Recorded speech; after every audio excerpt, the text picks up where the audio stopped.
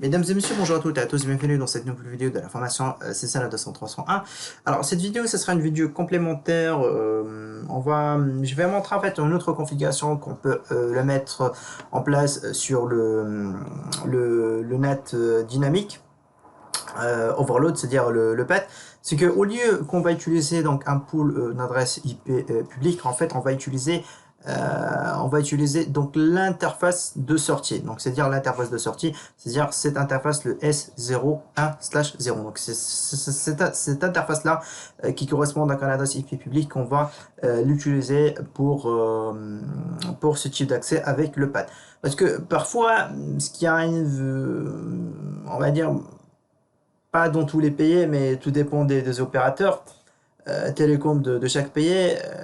Parfois, en fait, lorsque vous êtes une petite entreprise, lorsque en fait vous souhaitez donc fixer une adresse IP publique, cela ça peut vous coûter cher. Donc c'est pour cette raison en fait, vous avez toujours une adresse IP publique au démarrage de votre équipement.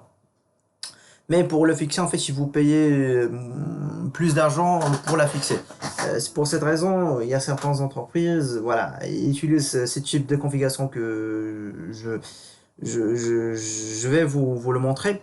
Parce que au lieu de changer donc l'adresse IP publique dans le pool à chaque fois, donc il utilise en utilisant le PAT ou bien le net overload sur les interfaces de sortie. Ok, donc c'est-à-dire sur l'interface S0/1/0. Donc dans ce cas-là, moi si je viens au niveau de mon routeur, hop, exit, excusez-moi, exit, si je fais un show IP interface brief, alors là j'ai bien le S0/1/0, donc il correspond à 212.212.1.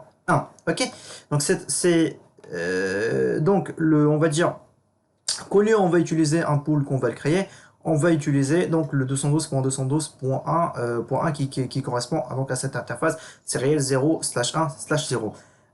Parce que parfois en fait ce qui arrive c'est que vu qu'en fait cette adresse IP publique donc il est pas fixe, et parfois le service provider donc il change cette adresse IP publique via un serveur DHCP. Donc c'est pour cette raison, il y a certaines entreprises qui font cette configuration que je vais vous la montrer. Alors, pour mettre en place cette configuration, déjà il faut qu'on supprime ce qu'on a mis en place. Alors, déjà en fait ce qu'il faut supprimer, alors ça je vais montrer ça tout de suite, il faut qu'on supprime déjà ça. Donc c'est-à-dire c'est qu'on va supprimer le pool. Alors pour supprimer le pool, on passe sur mode configuration terminal, et là du coup on fait un no. Bon. Il n'a pas du tout supprimé, donc il ne peut pas destroy. Bon, ce qu'on va faire, c'est que on va faire un clear de IP NAT translation, en fait un web on va dire pour supprimer tous les NAT translation, et par la suite on vient et du coup on fait ça, donc il peut pas la supprimer. Ok. Bon, ce que je vais faire, c'est que je prends en fait, il faut que je supprime déjà il faut que je supprime déjà en fait cette première commande déjà. Si je fasse donc no, comme ça, et du coup si je refasse comme ça, ouais, donc du coup ça marcherait bien. Alors déjà pour supprimer la configuration, donc il faut que je supprime déjà la première commande qui permet de associer donc l'access list à mon range, ou bien en fait à mon pool que je l'ai défini pour le pad, donc c'est à dire donc IP-public. Alors maintenant pour utiliser l'interface au lieu du pool, ce qu'on va utiliser, c'est que on va utiliser le IP NAT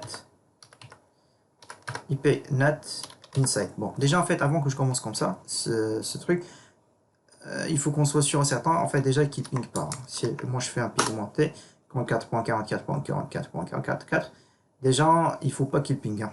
Donc là, je reviens à request timeout, toujours. Request timeout, donc je vais valider juste avec 3 paquets, donc j'ai un autre request timeout. Et le troisième, ça devrait être bon aussi. Ok, très bien. Parfait. Maintenant, je viens au niveau de ma configuration. Alors ici, je mets IP NAT inside, et du coup, ici, je mets source list pour spécifier en fait le numéro de l'access list. Par la suite, en fait, là, j'ai deux options. Soit je mets le pool, soit je mets interface. Dans ce cas-là, le pool, moi, comme je vous ai dit, c'est que je vais choisir de mettre la configuration, le path avec sur l'interface de sortie. Donc là, je mets interface. Et là, en fait, il me dit c'est quoi comme interface.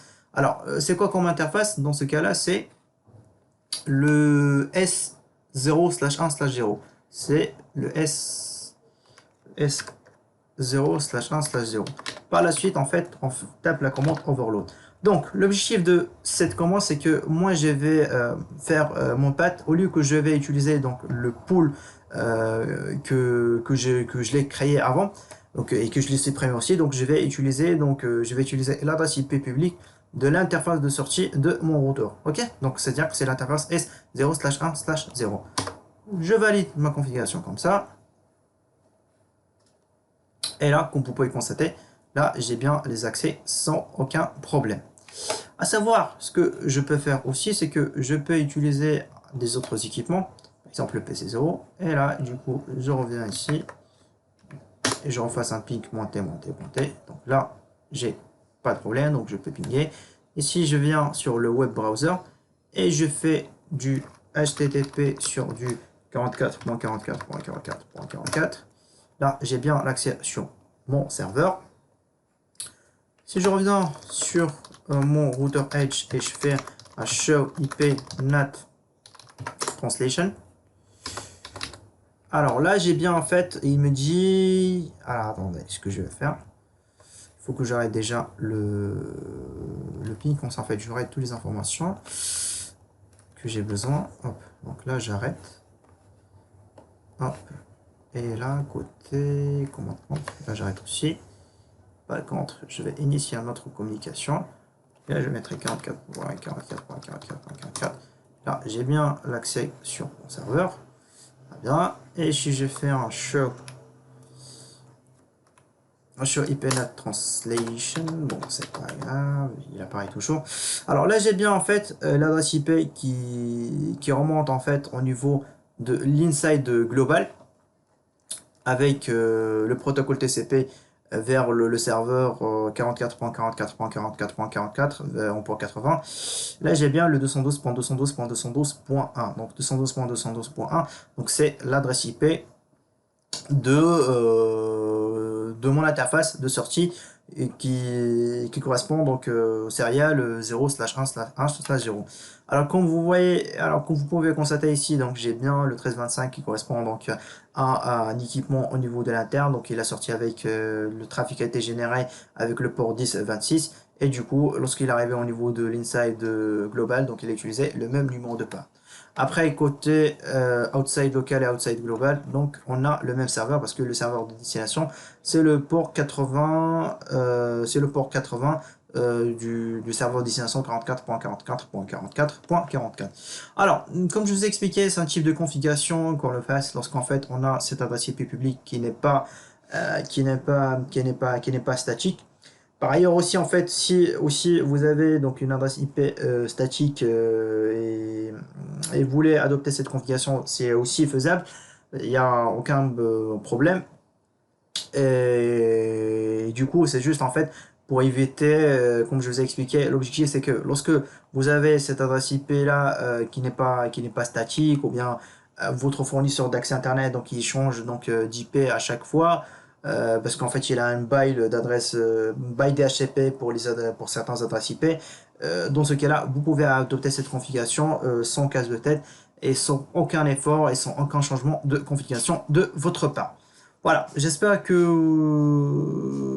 vous avez retenu cette configuration. Si vous avez des questions, n'hésitez pas donc à nous soumettre votre question, soit via notre messagerie privée, soit en fait via l'onglet questions-réponses de Udemy. Merci à toutes et à tous et je vous dis à la prochaine vidéo. Merci.